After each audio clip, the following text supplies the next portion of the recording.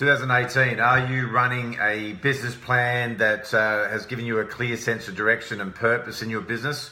Or are you, like I did when I first started my business, running the hope plan? The hope plan is when you cross your fingers, get to the end of financial year, hoping that it all worked out in your favour. Now, if you are running the hope plan, it's not too late.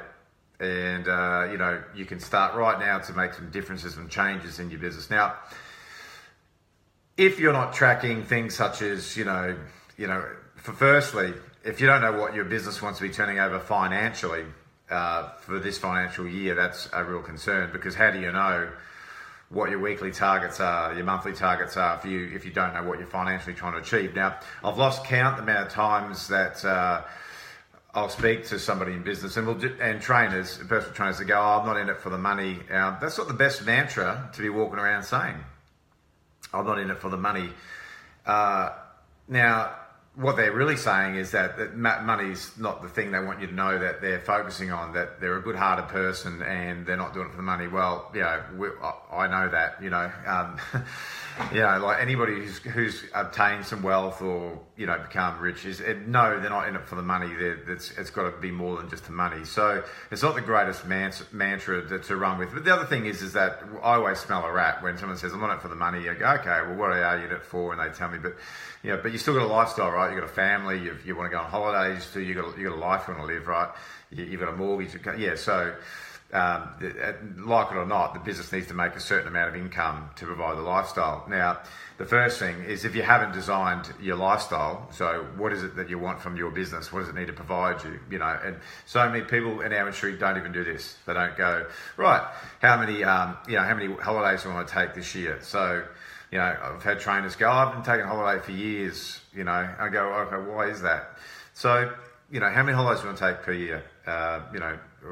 Do you have a house, mortgage? Have you worked out all your costs, personal living expenses, and then work out what your business actually needs to make? Now, I'm astounded, but I'm not surprised how many people don't have this. People who haven't separated personal expenses and business expenses. So there's been many times I've sat down with somebody and gone, "Let's work out your personal expenses," and they've worked it out. So there's car. They get honest about how much they're actually spending when they're eating out during the week, going out and doing social activities, rent or mortgage or food. And it's been so many times that then when we've worked it out and they're sitting there right in front of them, they're shocked to look at that. Not only are they not even breaking even, they're in debt, and there's credit card debt, there's all this other stuff. So my first tip, that is, if you haven't, design your life. Look at 2018. I go, how many holidays do you want to take? What's that going to mean? What do you want to do? How do you want to work? Figure out all of that stuff first, and then you can work out, what is my personal expenses. So sit down, if you haven't already, and work out, what are they actually, not what you think they are, not what you're guessing they are, actual expenses. Work it out. So what's my rent, what's my mortgage, give myself allowance, and I've actually given myself an allowance to spend each week, or do I just spend money like it's going out of fashion? What other expenses do you have? And then check it out, and then you'll be able to know, this is my fixed expense. It'll also give you some insights to go, where am I spending money that maybe I don't need to, where I'm overspending. Even to this day, I give myself a weekly budget to spend, because I know if I don't, then I could quite easily go over it. So what is your budget? Do you pay yourself a wage, or do you just treat all the money that comes into your business like it's yours? So these are all very important questions to know. Work out your personal and your business expenses. And so you've worked at your personal, you go, right, this is what I actually need to live at a bare minimum. What is the business currently making? So what is the business currently making? And then you can work that out. What are my costs for the business? And then you work it out, but separate it. So many people don't separate the business and personal expenses. They have all their money going into one account, or they're still collecting cash, and it's a mess. Now, if you're in business, I'm assuming you got into business for a variety of different reasons. People do, but it's to be profitable. And so one thing, when you figure that out, you can then start to go, okay, well, now it's right in front of me. Am I okay with that? Is this what I want to be earning? Am I earning enough? What is it that I want for my life? I've got kids, I've got a family, or want to start a family, I want to buy a house. So what am I striving towards with my business and my finance? What am I trying to achieve here? And again, if you don't have this stuff in place, it's very hard for your business to run. And that's why I call the hope plan, because you're just hoping every year that it pans out okay. Now, for me, the reason you set financial targets in business is quite easy. Is because you know, per week what you need to be bringing in, per month what's the business need to be doing. How much do you want to put aside to profit? How much do you need to put aside for tax, GST, into your trading account? Like, what is this? And again, you'll find that your business will run so much smoother when you have this stuff sorted. And again, I really encourage you not to let another year go by if you haven't been keeping up to date with your financial side of things, that you really change that, because it's not just about, of course, the money. It's about knowing what's going on in your business, what to change, how to grow, where's there's room for improvement. If I had a price increase of even $10, what would that mean for the business in terms of increased profitability, all that stuff. It's very, very important. But again, it gets neglected. And is it any wonder why we see so many businesses that are going and they're not profitable? And for me, if you're in business, it's not just how much money you can make week to week; it's how much money you can farm aside. That's going to be the real important thing. Now, I'm not claiming to be a financial advisor. I'm not giving financial advice. I'm giving you my experience and my opinion on what I've personally seen and achieved. And so, I've had plenty of people come to me that have been in business for 10 years and they don't have a cent to show for it. And I go, not 1 cent. So I go, in that 10 years that your business was making X amount of dollars, you haven't made any profit. There's no profit. Where's the profit from this business? And they go, oh, well, I haven't got to go. Well, not. Well, they've had the spending on cars and stuff, stuff they can't really show for. And I go, so when you retire, what are you hoping to retire on?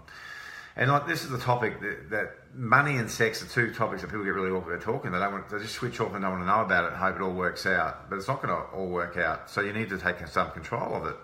God, I feel like I'm a bit like lecturing and preaching here now, but I really care. I really care about people getting this side of their business sorted. And so, as an example, if that same person over 10 years that hadn't put any profit aside, if they even were smart enough, I'm not talking about shares, I'm not talking investing, I'm just talking about even if at a bare minimum, this same person who I spoke to that had zero after 10 years, zero profit at all, and nothing to show for it, had even put $20,000 aside in 10 years time of doing that, they would have had 200 grand sitting there. But you know what they got at the moment? They got zero. They got nothing, absolutely nothing. They've just been living this life off the business, but not an ounce of profit to show for it. And so when we don't take care of this side of the business, it just becomes very hard. So look, my tip today is if you don't have a plan in place, you haven't done your financials, sit down and make the time to work out your personal expenses. What are they?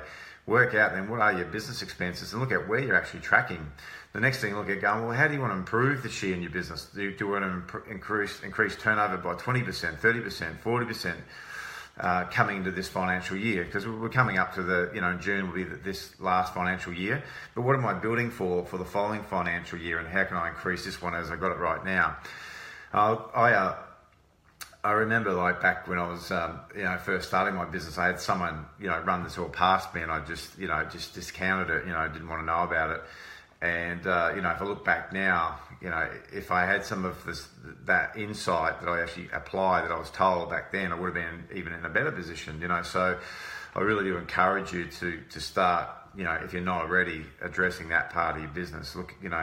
Look at what is your financial targets. Look at how much you can farm across into some kind of profit. How profitable is your business? Are you paying yourself a wage? Now, a lot of these things I'm talking about, if you don't have knowledge in it, that's where you speak to your accountant, your financial advisor, somebody who can advise you properly in it. But if you don't, if you've been running a business that's doing quite well, you need to look at it. You need to look at, is it structured right? Do I need to be paying myself a wage? I've had plenty of trainers come past me. They're making say $2,000 a week, not putting the right tax aside for it. So they're always running into tax issues. Come that they're not putting GST aside, or they're taking mainly cash because they don't want to pay the GST.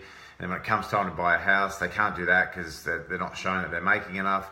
So it is really important that we get this side of our business running effectively. All right, that's it for me. Stay more for live videos real soon.